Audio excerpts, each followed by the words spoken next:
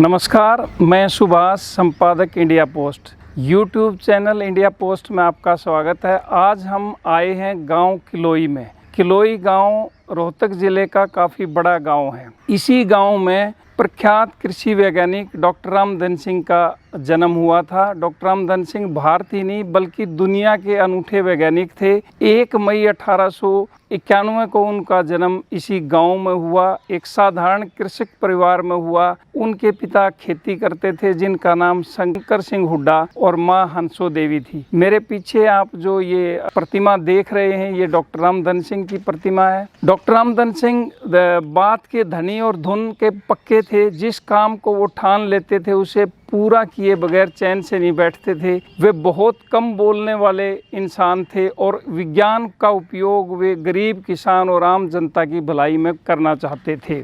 Doctor Ramdhan Singh पढ़ने में काफ़ी होशियार थे। उनकी शुरुआती शिक्षा गांव के स्कूल में हुई। उसके बाद मैट्रिक उन्होंने रोहतक से पास की और 1909 में डॉक्टर रामधन सिंह ने अच्छे अंकों से इंटर की परीक्षा पास की। इसके बाद उन्होंने लायलपुर के Punjab agriculture and research college में कृषि से संबंधित 3 वर्षीय पाठ्यक्रम में दाखिला लिया और प्रथम रहे। लायलपुर पाकिस्तान के पंजाब प्रांत में है और वर्तमान में इसका नाम फैसलाबाद है।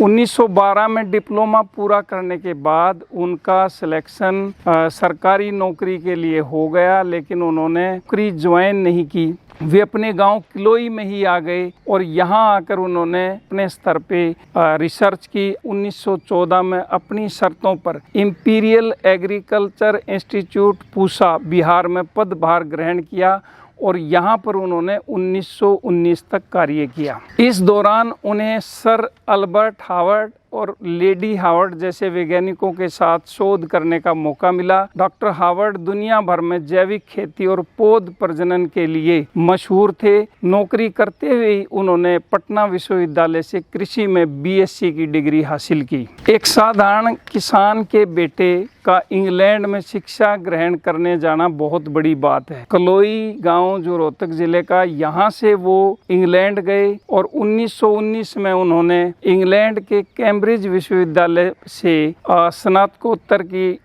डिग्री प्राकृतिक विज्ञान में हासिल की और डिग्री हासिल करने के बाद वो फिर गांव में आ गए और यहाँ उन्होंने रिसर्च की। 2 से 3 साल इसी गांव में अपने गांव में बिताने के बाद 1925 में उनकी नियुक्ति लायलपुर में कृषि कॉलेज में चारा विशेषज्ञ के पद पर हो गई।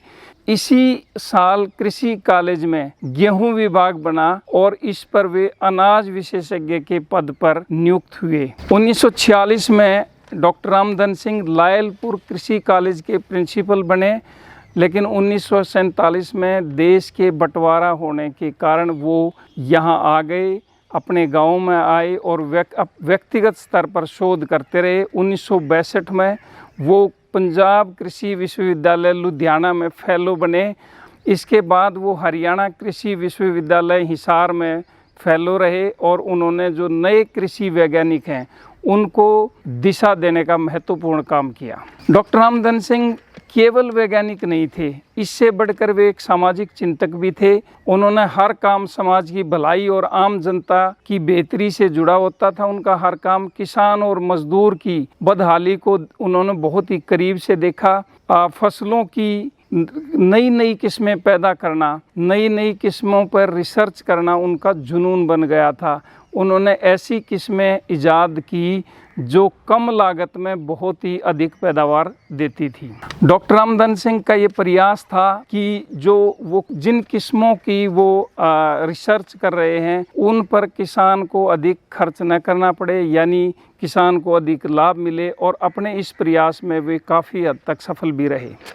डॉक्टर रामधन सिंह के समय गेहूं पूरे पंजाब की मुख्य फसल थी, परंतु उपजाऊ जमीन नहीं होने के कारण खेती लाभ का सौदा नहीं थी। कड़ी मेहनत के बाद भी उम्मीद से कम फसल होती थी। आंधी और बारिश के चलते फसल खराब भी जल्दी होती थी। कभी बाढ़ तो कभी सूखे से बहुत अधिक नुकसान होता था। डॉक्टर रामधन सिंह ने गेहूं की किस्में ऐसी विकसित की इससे पंजाब और दूर दूर तक गेहूं की खेती का नक्शा ही बदल गया। इनमें दो प्रमुख किस्में थी, PB 518 और PB 591। ये दोनों किस्में 1930 और 1935 के बीच खेती के लिए पेश हुई। PB 518 का पौधा कुछ छोटा था, ये बारिश और हवा के प्रभाव में झुकता और गिरता नहीं था, इस कारण खड़ी फसल को कोई नुकसान नहीं होता था। PB 591 के पौधे में बीमारी नहीं लगती थी, इसका दाना मोटा और चमकीला होता था, इसके आटे की रोटी बहुत अच्छी बनती थी और खाने में भी बहुत मज़ेदार होती थी। किसान को इसका बहुत अच्छा भाव भी मिलता था। गेहूं की ये नई किस्में बहुत अधिक लोकप्रिय हुई। पूरे पंजाब में खेती इनकी होने लगी। पंजाब से बाहर गुजरात, राजस्थान, यूपी में भी ये किस्में बोई जाने लगी। और यही नहीं, भारत से बाहर भी इन किस्मों का डंका बजने लगा। ब्राज़ील, मेक्सिको, सोवियत संघ, कनाडा जैसे अनेक देशों ने इन किस्मों को, जिनकी रिसर्च, जिनकी खोज डॉक्टर रामधन सिंह ने की, उनको अपनाया। डॉक्टर रामधन सिंह के कुशल नेतृत्व में गेहूं की कई और किस्में विकसित हुई। इनमें C217, C228, C250, C253, C273, C281 और C285 प्रमुख हैं। इनमें से कई किस्में तो आज भी हरियाणा के, पंजाब के और हिंदुस्तान के खेतों की शान बनी हुई हैं। डॉक्टर रामधन सिंह के देहांत के बाद भी उनके द्वारा किया हुआ कार्य कृषि वैज्ञानिकों के लिए धरोहर के रूप में उपलब्ध है। गेहूँ, देसी गेहूँ की मशहूर किस्म C306 और नए गेहूं की किस्म WH 147 भी डॉक्टर रामधन सिंह द्वारा विकसित किए गए पौध पर आधारित थी। इन किस्मों की बदौलत उत्तर भारत व मध्य भारत में खेती का नक्शा ही बदल गया था। हम ये मानते हैं कि डॉक्टर रामधन सिंह ने केवल गेहूं की जो किस्में हैं उन पे शोध किया, ऐसा नहीं है। उन्होंने दूसरी फसलों पे भी शोध किए। डॉक्टर रामधन सिंह ने गेहूं अनुसंधान के अलावा धान, तिलहन और जौ जैसी किस्मों फसलों पे भी शोध की और बेहतरीन किस्में विकसित की। उदाहरण के तौर पे बासमती 370 और झोना 349 जैसी धान की किस्मों का श्रेय भी डॉक्टर रामधन सिंह को ही जाता है। उन्होंने मैदानी व पहाड़ी क्षेत्रों को ध्यान में रखते हुए धान की अलग अलग किस्में तैयार की। मैदानी भागों के लिए उन्होंने परमल सफ़ेद 246, बासमती 370, मुस्कान 41, मुस्कान 7 विकसित की। इसके विपरीत पहाड़ी इलाकों के लिए राम जवैन 100, फूल पतास 72, लाल नकांदा 41 आदि प्रमुख किस्मों की खोज की। जौ की किस्मों में T4, T5, C138, C141, C155 प्रमुख हैं। दालों की बात करें तो मूंग 54 और 530 तथा उड़द मसूर 48 डॉक्टर रामधन सिंह की ही देन है। इनकी बदौलत देश खाद्यान्न के क्षेत्र में आत्मनिर्भरता की ओर बढ़ा, प्रति एकड़ उपज बढ़ी और किसानों की माली हालत बहुत ही अच्छी हुई। डॉक्टर रामधन सिंह के बारे में ये धारणा है कि वो अपना अधिकतर समय पौधों के बीच बिताते थे और वो ऑफिस में बैठने की बजाय फील्ड में पौधों पर बहुत ही ध्यान देते थे। वे गांव में भी जब आते तो वो ज़्यादातर समय खेतों में ही बिताते थे। अपने शोध के काम में व्यस्त रहते थे।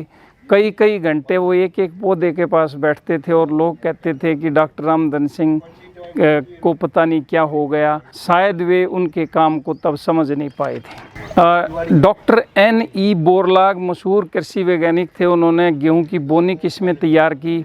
इन किस्मों में गेहूं की पैदावार बहुत बढ़ गई। डॉक्टर बोरलाग को इसके लिए नोबल शांति पुरस्कार से नवाजा गया। 1962-63 में डॉक्टर बोरलाग जब भारत आए तो वे सीधे डॉक्टर रामधन सिंह से मिलने उनके निवास सोनीपत पहुँचे और डॉक्टर रामधन सिंह को उन्होंने गुरु का दर्जा भी दिया। डॉक्टर बोरलाग को शांति पुरस्कार दिया गया तो उन्होंने डॉक्टर रामधन सिंह को एक सिक्का भेजकर उनका सम्मान किया। उन्होंने कहा कि डॉक्टर रामधन सिंह ने वास्तव में दुनिया से भूखमरी मिटाने का अद्भुत काम किया है। डॉक्टर रामधन सिंह की उपलब्धियों को देखते हुए उन्हें मेनार्ड गंगाराम पुरस्कार से सम्मानित किया गया। इसके तहत उन्हें 3,000 रुपये की राशि प्रदान की गई। गेहूं अनुसंधान के क्षेत्र में उनके अभूतपूर्व योगदान के लिए 1938 में राय बहादुर का खिताब भी दिया गया। 1961 में पाकिस्तान सरकार ने भी उन्हें लायलपुर में स्वर्ण पदक देकर सम्मानित किया। पंजाब कृषि विश्वविद्यालय ने 23/3/1970 को उनको डॉक्टर ऑफ साइंस की मानद उपाधि से सम्मानित किया। इसके साथ ही पंजाब कृषि विश्वविद्यालय की एक प्रयोगशाला का नाम भी डॉक्टर रामधन सिंह के नाम पर रखा गया है। डॉक्टर रामधन सिंह भारत के कृषि वैज्ञानिकों के लिए उनके द्वारा किए गए शोध कार्य आज भी प्रेरणा स्रोत हैं। 17 अप्रैल 1977 को भारत के इस महान वैज्ञानिक का 96 साल की उम्र में निधन हो गया। शायद वे संतुष्ट होंगे कि उन्होंने देश की जनता की भरपूर सेवा की। उन्हें भारत रत्न से बेशक नहीं नवाजा गया, लेकिन वे भारत रत्न के हकदार थे। पीढ़ियों तक भारत के वैज्ञानिक और किसान उन्हें याद करते रहेंगे, उनसे प्रेरणा लेते रहेंगे। उन्होंने कृषि के विकास के लिए जो योगदान दिया उसे भुलाया नहीं जा सकता। उनके अनुसंधान कार्यों को आगे बढ़ाने के लिए कृषि विश्वविद्यालय हिसार में उनके नाम से एक पीठ स्थापित की गई है। डॉक्टर रामधन सिंह बीज फार्म भी हिसार में स्थित है। एक आवासीय भवन का नाम भी उनके नाम पर रखा गया है। उनकी याद को बनाए रखने के लिए उनके इसी पैतृक गांव किलोई में doctor Ramdhan Singh sports club बना हुआ है। हरियाणा सरकार की मदद से गांव में उनकी प्रतिमा स्थापित की गई। प्रतिमा 2007 में स्थापित की गई थी। ये हर वर्ष उनके जन्म दिवस के अवसर पर गांव में खेलों का आयोजन होता है। कृषि क्षेत्र में अपनी खोजों के माध्यम से क्रांति करने वाले डॉक्टर रामधन सिंह जैसे वैज्ञानिकों से आज की युवा पीढ़ी परिचित नहीं है। यह हमारा कर्तव्य बनता है कि हम अपनी विरासत को पहचानें, आने वाली पीढ़ी को और उन्हें उनके काम को जानें। उनके योगदान को अपने दिलो दिमाग में जगह देना बहुत ज़रूरी है। ये जो मेरे पीछे प्रतिमा है वो डॉक्टर रामधन सिंह की प्रतिमा है।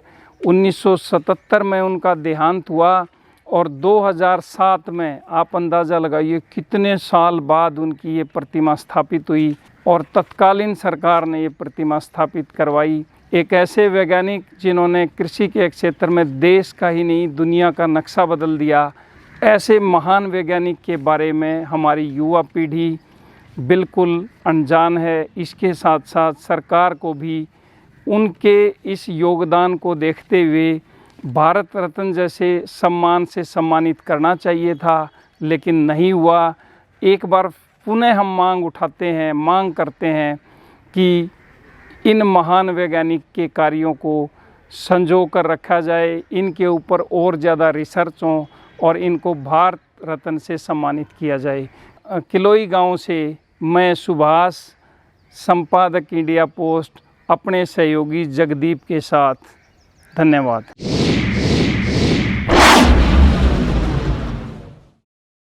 Subscribe now and press the bell icon. Never miss an update.